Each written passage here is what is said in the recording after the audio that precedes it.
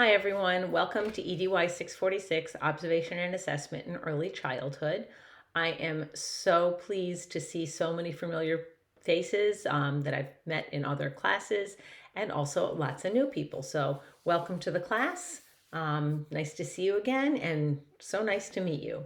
You will notice that every week I do post a video introduction to each separate module. So for today, I'm going to go over sort of our get started information and our module 1 information, and let's get started. So I hope all of you are familiar with the Blackboard Ultra platform. You should probably start the course, or you should start the course with going over the Get Started tab. My information is there, the course outcomes, a copy of the syllabus is there for you to download and review. And I also show you about the Ask Your Instructor and water cooler discussion boards. Ask Your Instructor is if you have a question about something with the general content or about an assignment, something that's not really specific to you. I ask that you put it in there. Excuse me, I'm going to cough. I ask you put your question and ask your instructor, because whenever one person has a question about something, odds are there's more than one person, and my answer and your question is likely to be very helpful to others. Water cooler is for you to chat amongst yourself, so feel free to use that at any time. So let's move right into Module 1, and that's going to be our Introduction to Observation Methods. You'll notice that the course is set up the same way every week, and you'll also notice that the entire course, I keep it visible to you from the beginning, so you can take a look to see what's going to be happening next. You cannot start any discussion forum before that week. I ask you not to do that until the week it's due. But if you are, ahead on doing something, or you want to look at materials ahead of time, I have no problem with that. So we're going to start this week with how we're going to be setting up every week, and that's with read, watch, and listen.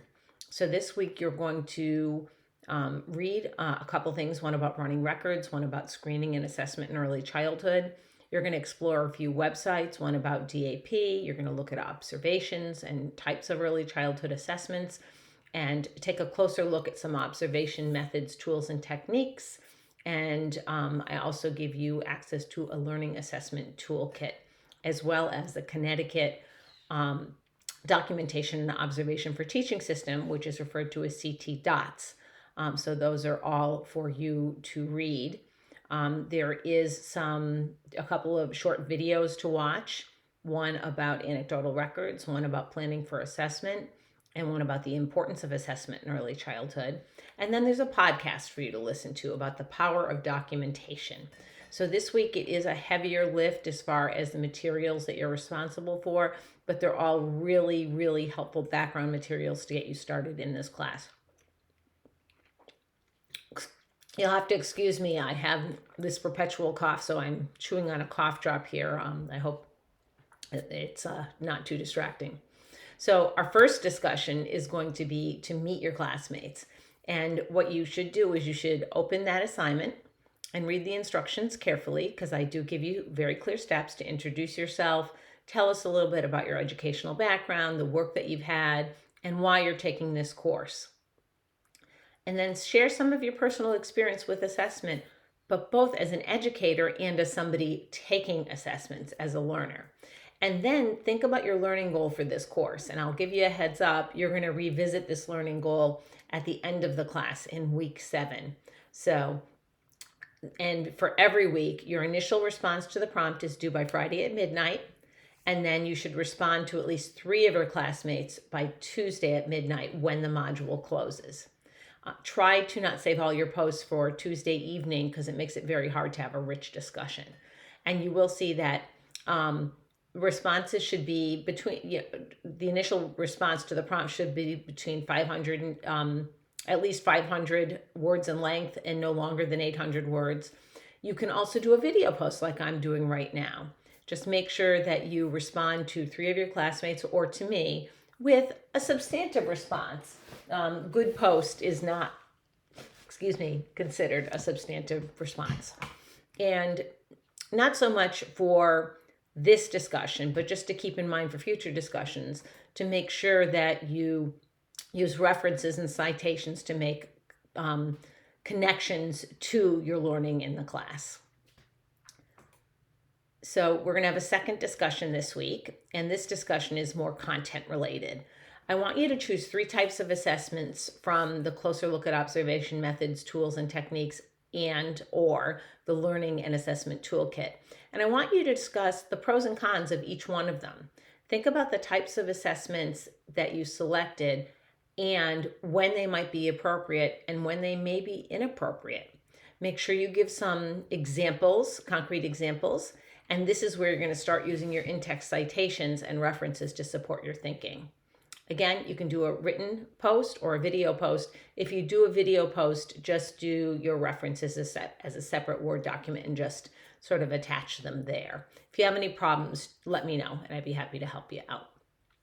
So remember, this is where you're going to be making connections to what you have learned or any other research that you have done. So don't forget those references and citations, very, very important. And then our assignment this week is you are responsible to complete the Collaborative Institutional Training Initiative training. That's a little redundant. There's also referred to as CITI training. There are steps and a link with how to enroll in the course. Make sure that you are taking the Human Subjects Research course, and your affiliated institution is University of Hartford, and your role is a student conducting no more than minimal risk research. You have to take the training and complete it. It should take you between a half an hour to an hour, depending on how fast you read and answer the questions. And then to get credit for this assignment, make sure you upload your certificate, which you should receive as a PDF. One thing you should start thinking about this week is you need to choose a student between birth and age 8, so the early childhood developmental period, that you're going to be doing some observations to complete a case study that you will begin in earnest next week. So in weeks 2, 3, 4, and 5, you're going to be required to do an observation of your selected student and choose the assessment for the developmental area that's assigned. The first week is social and emotional development. It's really important that you get on this right away because that is really the backbone of this course, is completing that case study. And without having a child to observe, you will not be able to complete the case study. It could be a child in your class. It could be your neighbor's child, as long as it's a child between birth and age 8 and you're able to observe them regularly over the next, so it's weeks 2, 3, 4, and 5. You're going to write those chapters, and then you will have the remaining 2 weeks to work on your introduction and your conclusion. I think you'll have a better understanding of how this unfolds as we proceed. I just want to make sure that you understand the importance of finding a child to observe, because again, it is sort of the whole backbone of this course. I'm really looking forward to getting to know all of you a little bit better. I'm wishing you a wonderful course, and if you need me, feel free to send me a message through Blackboard Ultra or through my UHeart email. If it's an emergency, I do have my number posted and office hours posted for Friday evening. The one last thing I want to mention is that I am going to be sending out a survey to all of you about doing some synchronous sort of live meetups once a week during weeks 2, 3, 4, 5, and probably week 6 as well. And I do have students that really do enjoy being able to have a conversation with me and some of their learning colleagues about what we're studying in class. It's a really great opportunity to learn from each other and to ask questions. And I know that there are some people who still really like to have some of those synchronous opportunities, even though this is an asynchronous class. One other thing is, remember, this is an asynchronous class and it is an accelerated class. It's only 7 weeks, and you really do have a lot of work to do over 7 weeks. observations. You have to write each of those chapters. It culminates in that final case study. So it really can be very difficult if you get behind. What I'd like to share with you with regard to the late policy is I will accept late work up to 1 week late. You will receive a late penalty of 10% per day should an assignment be late. In our final week, week 7, I do not accept any late assignments. So you have to be able to turn in your assignment in week 7 on time. It's a really quick timeline, quick turnaround for me to get all of your grades into the registrar at the end of the course. If you run into any problems, make sure you reach out to me as soon as possible, as soon as you know that you're having whatever the issue is, so we can come up with a plan, because I really do want all of you to do well in this course, and I want all of you to learn and get what you need from the course material. Again, I'm really looking forward to getting to learn with all of you.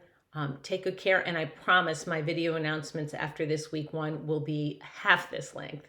Take care. Have a great week.